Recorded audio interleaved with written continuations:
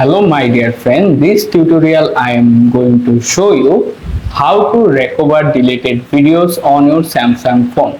Let's get started. First of all, open the gallery app your phone. After that, here you can see all of the saved photos and videos listed there. For example, if you accidentally delete any video or photo your phone, don't worry, you can easily recover them. To do that, simply tap on the menu button at the bottom right corner. After that, you can see various options. Go to Trust folder. Here you can see previously deleted all of the item listed there.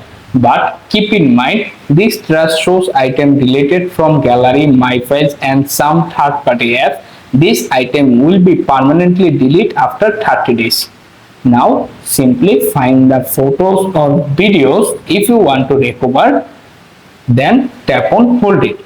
After that, look for the bottom menu bar, select restore button and wait to complete the process. To check it work, this video 100% recover or not, return to the previous screen, scroll down to the page and see the pop-up result.